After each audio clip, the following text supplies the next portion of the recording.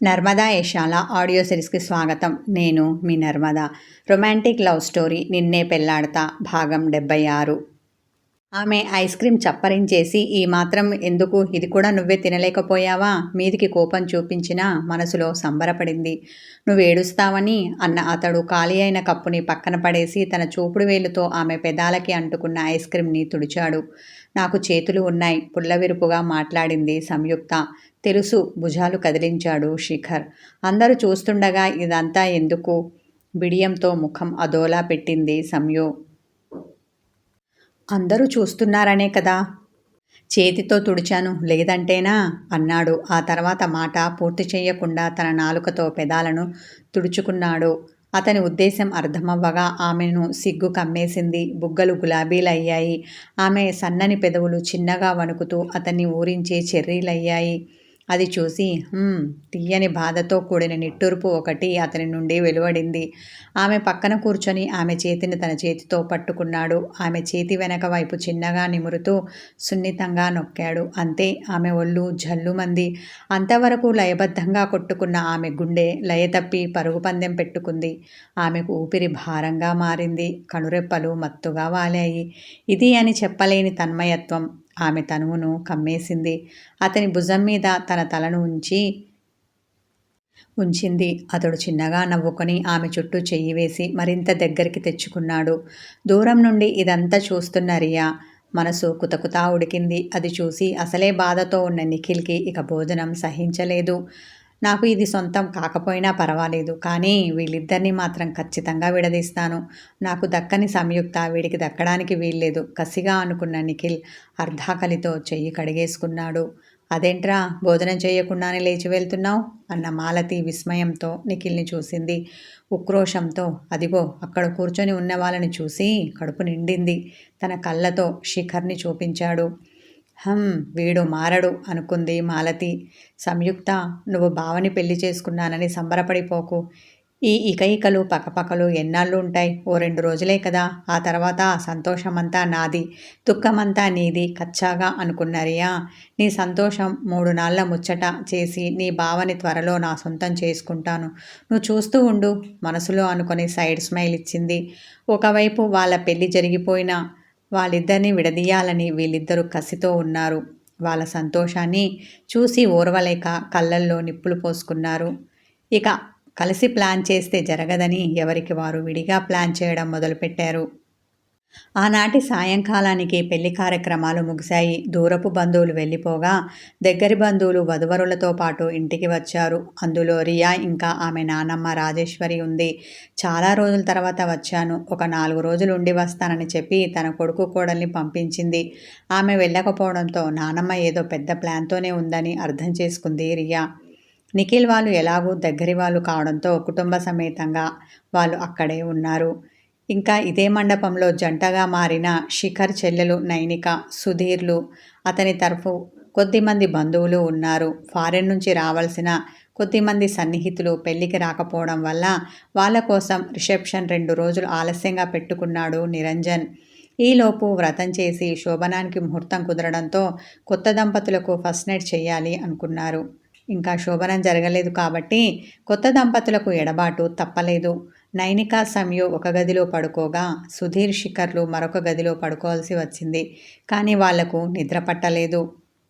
పడుకున్నట్టు నటిస్తున్న సుధీర్కి ఏమీ చెప్పకుండా చిన్నగా లేచి సంయుక్త దగ్గరికి వచ్చాడు శిఖర్. ఇక్కడ వాళ్ళ పరిస్థితి అదే కావడంతో, అన్నయ్య నువ్వేంటిక్కడ? లో వాయిస్తో అడిగింది నైనిక. సుధీర్ పిలుస్తున్నారు, వెళ్ళు గంభీరంగా చెప్పాడు అతడు. నిజమే అయ్యుంటుంది అనుకున్న నైనిక లేచి వెళ్ళింది. శిఖర్ వచ్చాడని తెలిసి నిద్ర నటించింది సంయు. కానీ నైనిక వెళ్ళగానే గది తలుపులు వేయడం చూసి గబుక్కున లేచి కూర్చుంది. నువ్వు నిద్రపోలేదా, నటించావా? ఆమెను చూసి కళ్ళు ఎగరవేశాడు శిఖర్.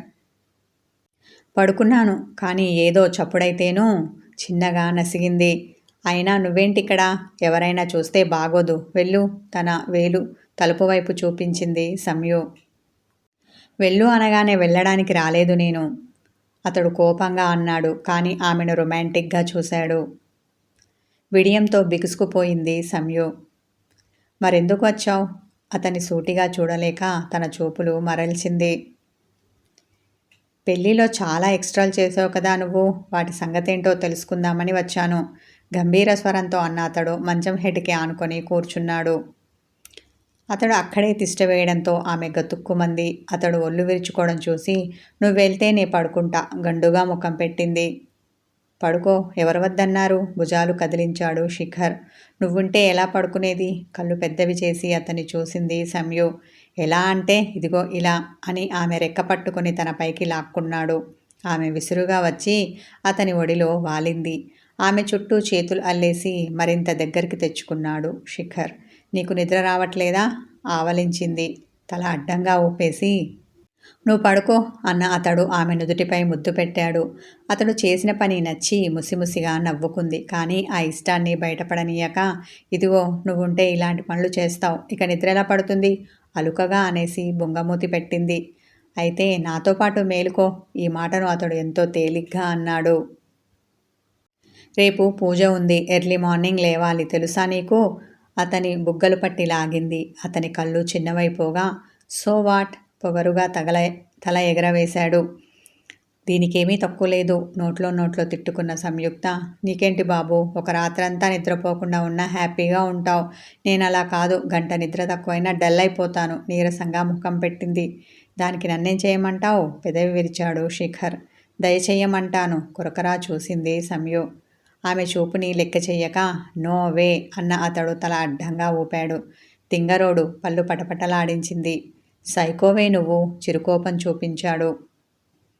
నీకు నా గురించి తెలుసు కదా, మళ్ళీ ఎందుకంటావు? అలుకతో బొంగమూతి పెట్టింది సంయు. అతడు నా కర్మ అని సింబాలిక్గా తన నుదురు మునివేళ్లతో కొట్టుకొని చూపించాడు. సైకో నేను కాదు నువ్వు. అసలు ఈ పదం కూడా సరిపోదేమో నీకు. ఏదైనా కొత్తది వెతకాలి. నేనే ఒక కొత్త పదం కనుక్కొని దాన్ని నీకు పెట్టాలి. నీ బిహేవియర్కి, నీ యాటిట్యూడ్కి ఏదైతే బాగుంటుంది. ఆలోచనలో పడింది సంయుక్త. ఒసే తింగరి, నీకు ఎందుకే ఆలోచన? గూగుల్ని అడుగు, అది చెప్తుంది. లేనిదాన్ని ఎందుకు ఖర్చు చేయాలని చూస్తావు? ఆమె తల మీద ఒక్కటి ఇచ్చాడు శిఖర్. నీకు పెట్టే పేర్లలో ఇదిగో ఈ పనిని కూడా యాడ్ చేయాలి తల రుద్దుకుంది సంయుక్త. ఇలా రాత్రంతా వాళ్ళు సరదాగా గొడవ పడుతూ గడిపేశారు. విరహంతో కొత్త జంటలకు నిద్ర కరువైతే కన్నింగ్ ఆలోచనలతో కొట్టుమిట్టాడుతున్న నిఖిల్ రియాకి బాధతో ఉక్రోషంతో నిద్ర కరువైంది. రియా, నువ్వు ఇలా ఎంతసేపు మెలకువతో ఉంటావు? ఇలా నిద్ర మానుకుంటే నీ ఆరోగ్యం పాడవుతుంది తప్ప ప్రయోజనం లేదు. హాయిగా పడుకొని బాగా నిద్రపో. రేపు ఉదయానికి ఫ్రెష్గా ఆలోచనలు వస్తాయి. ఆమె పక్కనే పడుకొని ఉన్న రాజేశ్వరమ్మ అన్నది. గుర్రుగా ఆమెను చూసి, రేపు రాత్రికి వాళ్ళకు ఫస్ట్ నైట్, అది ఎక్కడ జరిగిపోతుందోనని నేను ఇంత టెన్షన్తో ఉంటే నిద్ర ఎలా పడుతుంది? బామ్మ మీద గట్టిగా అరిచింది రియా. నేనున్నాను కదా, అదంతా నేను చూసుకుంటాను. నీకు ముందే చెప్పాను కదా, ఇంకా టెన్షన్ ఎందుకు, గమ్మున పడుకో రియాని మందలించింది రాజేశ్వరమ్మ. అలా అనడమే కానీ నువ్వు చూసుకున్నది ఏమీ లేదు. మాటలు మాత్రం బాగా చెప్తావు. గులుక్కున్న రియా నిద్రకు ఉపక్రమించింది. మరుసటి రోజు ఉదయం నుండి ఆ కొత్త దంపతుల చేత నోము వ్రతం అంటూ ఏవేవో పూజా కార్యక్రమాలు చేయించారు ఆ ఇంట్లోని పెద్దలు. మధ్యాహ్నం వరకు ఈ తంతే జరిగింది. ఆ తర్వాత లంచ్ చేసి అందరూ విశ్రాంతిగా కూర్చుంటే సంయుక్త, శిఖర్ నిద్రపోయారు. సమయం గడిచే కొద్దీ రియాకి టెన్షన్ ఎక్కువైంది. బామ్మ, ఏం ఆలోచించావు? గుసగుసలాడింది. ఏదో ఒకటి ఆలోచించి పెట్టాను, అదంతా ఇప్పుడు ఎందుకు? వాళ్ళకి అది జరగకుండా చూడడం ముఖ్యం, అంతే కదా. ఇక్కడ నువ్వు ఇలా మాట్లాడడం ఎవరైనా చూస్తే వాళ్ళకి డౌట్ వస్తుంది. అందుకని నువ్వు సైలెంట్గా ఉండు, చిన్నగా కసిరింది రాజేశ్వరమ్మ. ఈ ముసల్దాన్ని పూర్తిగా నమ్మొచ్చా? మనసులో అనుమానపడింది రియా. ఏమో, పెద్ద వయసు, ఇలాంటి విషయాల్లో అనుభవం ఉండి ఉంటుంది. ఈసారికి నమ్మేద్దాం అనుకుంది. ఇంతలో ఆమె తల్లి ఫోన్ చేస్తే మాట్లాడడానికి పక్కకు వెళ్ళింది. రాజేశ్వరమ్మ కన్నింగ్ ఆలోచనలతో ఉంటే ఒకవైపు శోభనానికి ఏర్పాట్లు చేస్తూనే ఏ నరదృష్టి తగలకుండా, ఎలాంటి విఘ్నాలు కలగకుండా కొత్త దంపతులకు శోభనం జరగాలని ఆశిస్తోంది జానకమ్మ. అందరూ ఉదయం తొందరగా లేవడంతో చీకటి పడగానే వాళ్ళకి ఆవలింతలు మొదలయ్యాయి. ఇలా భోంచేశారో లేదో అలా పక్క మీద మేను వాల్చారు. గాఢ నిద్రలోకి జారుకున్నారు. ముహూర్త సమయం రానే వచ్చింది. అందంగా పూలతో అలంకరింపబడిన శోభనం గదిలో కూర్చొని ఉన్న శిఖర్ సమయ కోసం ఆత్రంగా ఎదురు చూస్తూ ఉన్నాడు. అతనికి క్షణాలు గంటల్లా తోస్తుంటే అబ్బా ఇంకా ఎంతసేపు విసుక్కున్నాడు. నిమిషానికోసారి ముందటికి వేసి ఉన్న తలుపు వైపు చూస్తున్నాడు. ఇంకా రాదేంటి అసహనంతో అనుకున్న అతడు లేచి గదిలో అటూ ఇటూ తిరిగాడు. సంయు గనక మరో 2 నిమిషాలలోపు రాలేదనుకో పక్కాగా శోభనం క్యాన్సల్ అంటాను. అప్పుడు దానికి తిక్క కుదురుతుంది. ఆమె రానందుకు విరహంతో ఉన్న అతడు ఉక్రోషపడ్డాడు. నిరీక్షణ అతనికి నరకంగా ఉంది. అసహనం, అందులో నుండి పుట్టిన కోపం. ఏదేదో తనలో తాను మాట్లాడుకున్నాడు. కాసేపటికి నేను నా పిచ్చి ఆలోచనలు అనుకున్న అతడు తల విదిలించాడు. అదేంటి నేను ఇలా తయారైపోయాను? ఈ టైంలో నేను కూల్గా రొమాంటిక్గా కదా ఉండాలి. తను రావడం కొంచెం లేట్ అయితే ఇలా అయిపోవాలా? అసలే ఆడవాళ్ళకి అలంకరణ పిచ్చి. నన్ను ఇంప్రెస్ చేయడం కోసం సంయు సింగారించుకుంటూ ఉండి ఉంటుంది అనుకున్నాడు శిఖర్. ఏంటో ఈ పెద్దవాళ్ళు పడక గదికి పంపేటప్పుడు కూడా నిండుగా అలంకరించి పంపిస్తారు. మళ్ళీ అదంతా తొలగించడానికి నేనే కదా కష్టపడాలి. నీరసంగా నిట్టూర్చి పెద్దల ఆచారాలు తలుచుకొని విసుక్కున్నాడు శిఖర్. శిఖర్ ఆలోచనలు ఇలా వంకర టింకరగా సాగుతుంటే మన తింగరి సంయు తన అలంకరణ పూర్తయిన గదిలో అలాగే కూర్చొని గోర్లు గొరుక్కుంటూ ఉంది. ముహూర్తానికి టైం అయింది పదవే. ఆమె చేతికి పాల గ్లాస్ ఇచ్చింది ఆమె తల్లి మాధవి. తల అడ్డంగా ఊపింది సంయు. కళ్ళు చిన్నవి చేసి ఆమెను చూసిన మాధవి, ఎందుకు వెళ్ళనంటున్నావు అనుమానంతో అడిగింది. అదంతే, నే వెళ్ళను బొంగమూతి పెట్టింది సంయుక్త. పిచ్చి పిచ్చిగా ఉందా? ఒక్కటిచ్చానంటేనా సంయుని కోపగించుకుంది మాధవి. అమ్మా ఏడుపు ముఖం పెట్టింది సంయు. అమ్మనే, ఆ విషయం నాకు గుర్తుంది. నువ్వేమి ఇప్పుడు కొత్తగా గుర్తు చేయాల్సిన అవసరం లేదు. కానీ నోరు మూసుకొని పాల గ్లాస్ పట్టుకొని పద కసిరింది మాధవి. తల అడ్డంగా ఊపేసింది సంయు. ఏమైందే ఈ టైంలో ఇలా చేస్తున్నావు? ఆశ్చర్యంతో బుగ్గలు నొక్కుకుంది మాధవి. ఇంకా ఆలస్యం ఏంటి? అవతల వాడు కారాలు మిరియాలు నూరుతున్నాడు. దాన్ని తొందరగా గదికి పంపవే అంటూ వచ్చింది జానకమ్మ. అత్తయ్య ఇది వెళ్ళనని మొండికేస్తోంది. బేలగా చూసింది ఆమెని. అదేంటే ఈ టైంలో ఇలా మాట్లాడుతున్నావు? కొంపదీసి డేట్ వచ్చిందా? అనుమానంతో సంయుని చూసింది జానకమ్మ. చీచీ అలాంటిదేమీ లేదు సిగ్గుపడింది సంయుక్త. మరెందుకే వెళ్ళనంటున్నావు విస్మయంతో అడిగింది. భయంగా ఉంది బామ్మ అంటూ డల్గా ముఖం పెట్టింది సంయు. భయమెందుకు? వాడేమైనా కొత్తవాడా? ఇప్పుడే మొదటిసారి చూస్తున్నావా? మా కళ్ళు గప్పి ఎన్నిసార్లు నువ్వు వాడి గదికి వెళ్ళలేదు? బుగ్గలు నొక్కుకుంది జానకమ్మ. ఓ ఇలాంటి వెధవ పని కూడా చేశావా? నెత్తిమీద ఒక్కటిచ్చి గుర్రుగా చూసింది మాధవి. ఇదిగో ఇలానే నా నెత్తిమీద మొట్టికాయలు వేస్తాడని నేను వెళ్ళను అనేది అసలు విషయం బయటపెట్టింది సంయుక్త. ఈ టైంలో వాడు అలా ఎందుకు చేస్తాడే? ముసిముసిగా నవ్వింది జానకమ్మ. ఈ రొమాంటిక్ కథ కొనసాగుతుంది. హాయ్ వ్యూవర్స్, నా స్టోరీ నచ్చితే నా వీడియోస్ ముందుగా చూడాలి అనుకుంటే నా ఛానల్కి మెంబర్షిప్ తీసుకోండి. Thank you.